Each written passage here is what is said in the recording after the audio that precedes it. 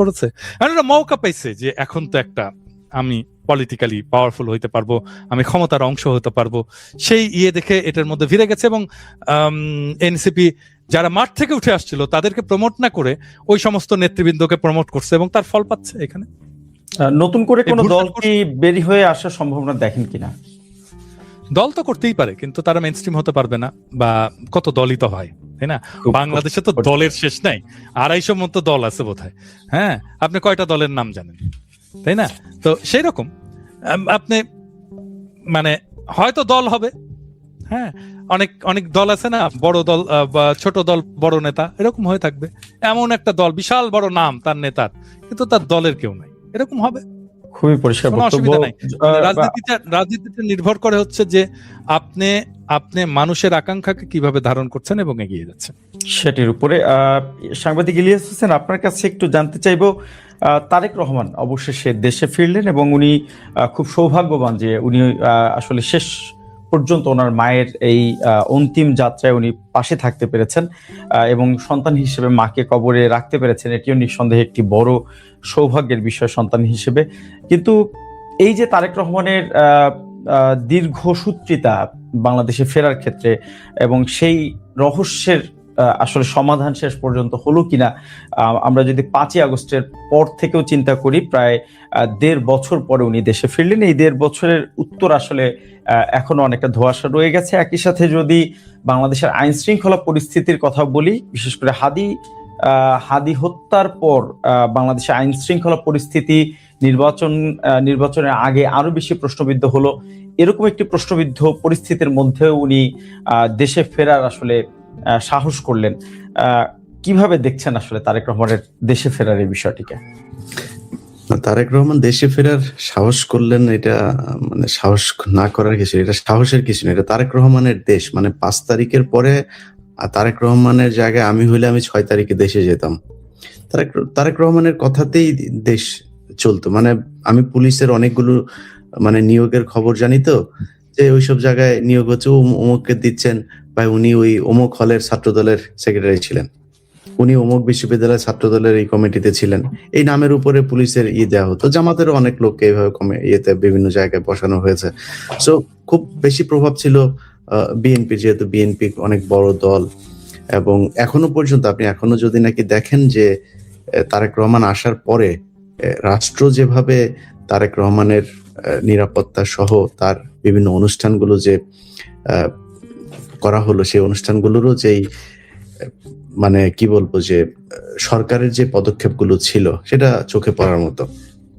আমি মনে করি ওনার বিশাল একটা দল আছে, ওনার নিশ্চয়ই নিজস্ব গোয়েন্দা সংস্থার সাথে ওনার একটা ভালো সম্পর্ক আছে, সেনাবাহিনী, পুলিশ সহ বিভিন্ন জায়গায় ওনার একটা সম্পর্ক তো আছেই। তো তাদের মাধ্যমে উনি চাইলে অনেক আগেই দেশে আসতে পারবেন। এটা সাহসের কিছু না, কারণ তারেক রহমান মনে করা হচ্ছে যে সামনে বিএনপি যদি ক্ষমতায় যায় তিনি প্রধানমন্ত্রী হবেন। সো প্রধানমন্ত্রী হবেন এরকম একজন মানুষ দেশের বাইরে থাকবে কেন? এখন তো আওয়ামী লীগ নাই। কিন্তু এই 1.5 বছর উনি দেরি করাতে যেই সমস্যাটা হয়েছে, এই সরকারের ভেতরে, আমি গতকালকে দাদাকে বলছিলাম একটা কথা, যে তারেক রহমান যেদিন দেশে আসেন সেদিন বিটিভি লাইভ সম্প্রচার করেছেন। সেই লাইভ সম্প্রচার করছে এই খবর জানার পরে এই রেজওয়ানা হাসান, যিনি তথ্য উপদেষ্টা হিসেবে এখন দায়িত্ব পালন করছেন, তিনি তার পিএসকে দিয়ে বিটিভির মহাপরিচালককে ফোন করিয়েছেন যে এটা করার দরকার নেই। বিটিভির মহাপরিচালক পাত্তাই দেন নাই, না তারেক রহমান আসবে, এটা আমরা লাইভ করব। রেজওয়ানা নিজে ফোন করেছেন তাকে, তারপরে ফোন করে বলেছেন যে আপনি রাষ্ট্রের টাকা খরচ করে, আপনি তারেক রহমান তো এখন রাষ্ট্রের কেউ না, তার এটা আপনি কেন রাষ্ট্রীয় প্রতিষ্ঠান থেকে কিভাবে লাইভ করবেন? কথাটা খুবই, যদি আপনি মানে আমেরিকা ইউরোপের কথা বলেন, বিশাল সত্যি, যে রাষ্ট্রের টাকা খরচ করে তিনি এখনো প্রধানমন্ত্রী হন নাই, তার এটা কেন লাইভ করবেন? কিন্তু বাংলাদেশ কি আসলে সেভাবে চলে? রেজওয়ানা নিজে কি সেভাবে চলেন? রেজওয়ার মন্ত্রণালয়ে সেই জবাবদিহিতা আছে? কোথাও নাই। কিন্তু তারেক রহমানের বেলা হয়েছে। এই যে একটা ভ্যাকিউম তৈরি হয়েছে, এই ভ্যাকিউমের মাঝখানে কিন্তু বিএনপির অনেক নেতা, আমরা বিএনপিকে নিয়ে অনেক কথাবার্তা বলি, কিন্তু তারেক রহমান, জিয়া পরিবার, তাদেরকে কেন বেছে কথা বলতে হয়? ভাই, এই তারেক রহমান গত 15 বছরে 15 বছর না, 2006 সালের পর থেকেই। সো এই যে প্রায় 20 বছর তিনি যেই কষ্ট সহ্য করেছেন, তিনার উপরে যে নির্যাতন করা হয়েছে, তার মায়ের উপরে যে নির্যাতন করা হয়েছে, এগুলো তো ভুলে যাওয়ার মতো না। সো সেই জিনিসগুলো থেকে যদি করা হয়, আমরা বিএনপির অনেকের বিরুদ্ধে কথা বলে তাদেরকে নিয়ে, কারণ তারা এই বাংলাদেশ স্বাধীন হবার পেছনে তাদের অনেক অবদান আছে, যে কারণেই তাদেরকে বাঁচিয়ে কথা বলতে, তাদের ব্যাপারে অনেক হিসেব করে তারপরে কথা বলি। কিন্তু বিএনপির অনেক লোকজন আছে এর মাঝখানে, যেমন শিলং সালাউদ্দিন সহ এরকম অনেক সালাউদ্দিনদের মতো এরকম অনেকে গজিয়ে উঠেছেন।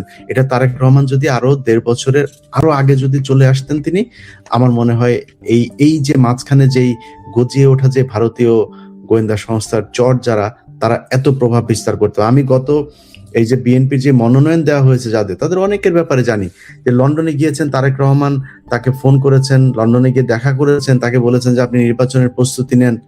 তাকে বলা হয়েছে হঠাৎ করে তাকে যে সে পায় নাই। কিভাবে পায় নাই?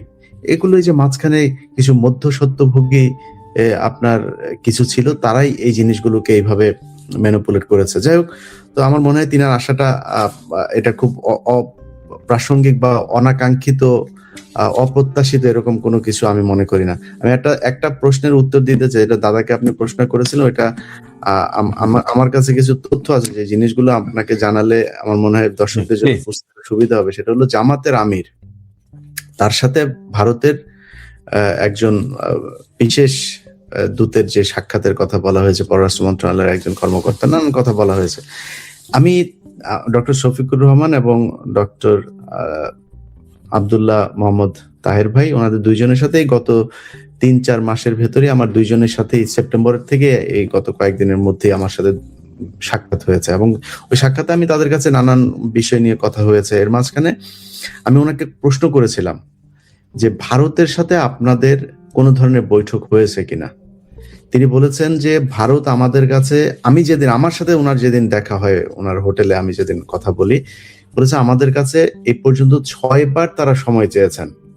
তারা কোনো এক জায়গায়, সেটা শফিকুর রহমানের মানে বাসায় হোক, অফিসে হোক, বা তাদের কোনো অফিসে হোক, যে কোনো জায়গায় ডক্টর শফিকুর রহমান যেইখানে বলবেন রাজি হবেন, ভারত সেইখানেই বসতে রাজি। কিন্তু ডাক্তার শফিকুর রহমান সেটাতে রাজি হন নাই। কারণ হচ্ছে গিয়ে তিনি আমাকে এই কথাটা বলেছেন যে আমি ওনাদের সাথে কোথায় গিয়ে বসবো, সেখানে তারা একটা ছবি তুলবে, ছবি তুলে তারপরে দিয়ে দিবে। তারা বৈঠকটা কিন্তু গোপনে করতে যাচ্ছেন, তিনি যান নাই। এমনকি বিভিন্ন জায়গায় যখন তারা, আপনারা জানেন যে ডিপ্লোমেটদের সাথে অনেক বৈঠক থাকে, যেখানে ভারতের দূতাবাসের লোক থাকে, থাকে চীনের থাকে, আমেরিকার থাকে, সেখানে রাজনৈতিক ব্যক্তিদেরকে দাওয়াত দিলে তাদের যেতে হয়। সেখানেও তিনি, মানে আমি ডক্টর শফিকুর রহমানের কোট আনকোট করছি, যে তিনি খুব সাবধানে থাকতেন যেন তাকে আলাদাভাবে কোথাও পেয়ে তারপর ভারতীয় দূতাবাসের কেউ আবার একটা ছবি তুলে না ফেলে। সো এটা হচ্ছে ভারতের অবস্থান, এই মানে জামায়াতের অবস্থান। আমার কাছে যে তথ্যটা ছিল সেটা খুবই পরিষ্কার।